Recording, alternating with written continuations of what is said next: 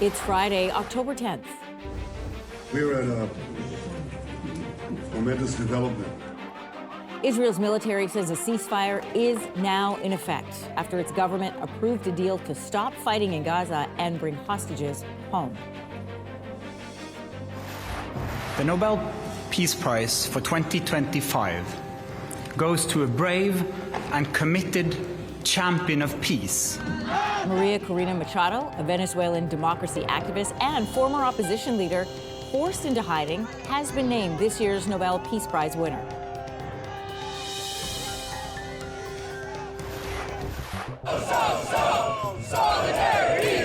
Letters should soon start trickling into mailboxes across the country as a nationwide walkout by Canada Post workers shifts to rotating strikes.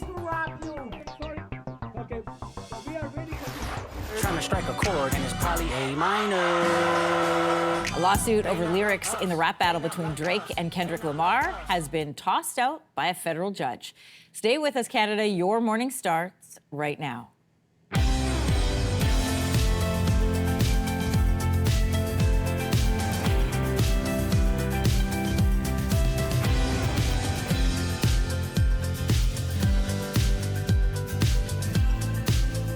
Good morning, Canada. Welcome to Your Morning. I'm Anne-Marie Mediwake. Good morning. I'm Lindsey Deluce. I'm Kelsey McEwen. Happy Friday. Let's jump right into news. Obviously, lots to talk about this morning. Israel has approved the first phase of a Gaza ceasefire and hostage release deal.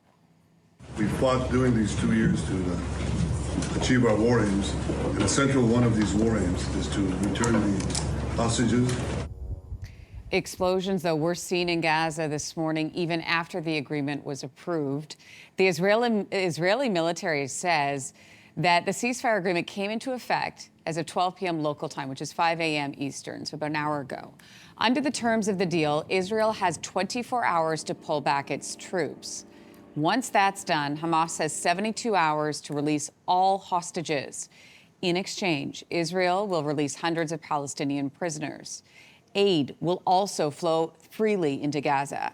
U.S. President Donald Trump has been the driving force behind this deal. He says he will head to the Middle East on Sunday. I made 7 deals, and now it's solved the wars. The U.S. will send 200 troops to the region to help monitor the progress of this plan. And as we mentioned, this is the first phase of this U.S. proposed 20-point peace plan. Other points like disarming Hamas and Palestinian statehood will need to be addressed down the line. The next 48 hours are crucial. We urge the parties, particularly Hamas, to follow through, release all the hostages. As for what role Canada could play, Prime Minister Mark Carney said our country will support aid efforts.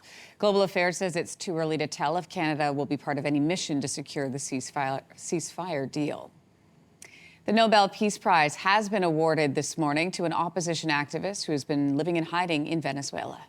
Maria Machado has been a unifying leader of the opposition in Venezuela, and what they did in the election of 2024 was incredible, and it gives hope to an entire country.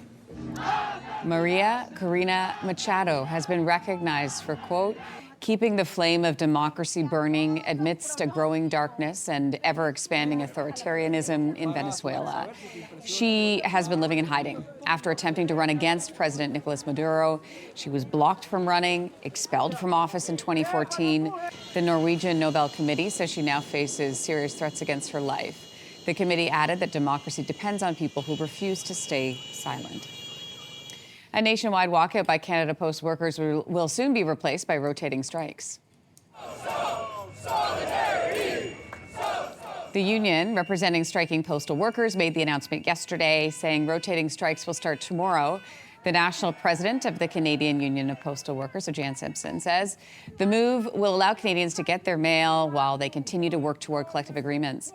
This comes after Jobs Minister Patty Hajdu said the union and Crown Corporation have a responsibility to find a solution.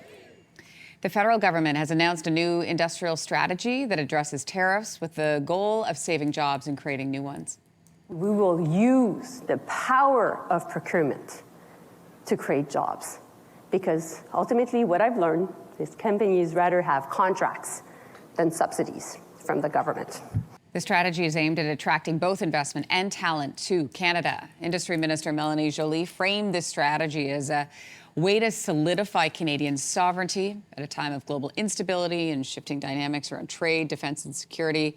She says Ottawa will leverage the new Buy Canadian policy to source domestic goods like lumber and steel for future home building and defense contracts.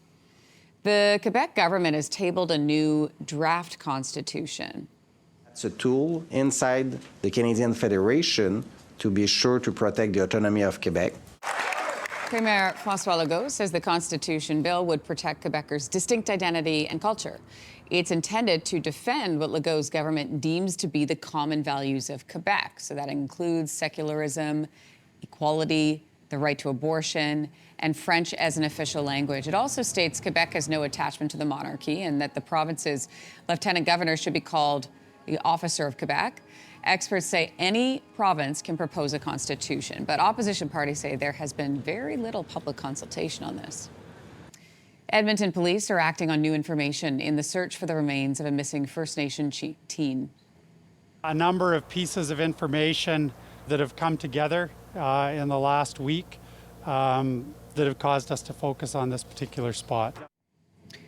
14-year-old Samuel Bird from Paul First Nation was last seen on June 1st in West Edmonton. Police believe he is dead, calling his disappearance criminal. Bird's remains are suspected to be hidden outside of Edmonton somewhere. Investigators have now narrowed their search to an area 160 kilometers west of the city at the Carrot Creek Junction. It is a big area to search. Police are asking people to keep an eye open for anything unusual. No arrests have been made in this case. A judge has tossed out Drake's defamation lawsuit against Universal Music Group over Kendrick Lamar's track, Not Like Us. They not like us. They not like us. They not like us. You remember this rap battle, right? Well, Drake had sued Universal Music Group, arguing the label published and promoted the diss track, even though it included false allegations about him. Drake also blamed the song for the attempted break-ins and shooting of a security guard at his house in Toronto. But a judge has now rejected the lawsuit, saying the lyrics were opinion. A spokesperson for Drake said he will appeal the ruling. One of the biggest great white sharks ever spotted in the Atlantic Ocean has been located in the water off Atlantic Canada, ready to meet Contender. Whoa. Contender is a 4-meter great white, 13 feet. This shark weighs more than 700 kilos. First tagged in January near Florida, you can see that there. Last week, the shark made its way into the Gulf of St. Lawrence off Newfoundland and Labrador. Experts say he's likely enjoying the local seafood, storing some fat before heading back down south. Why not?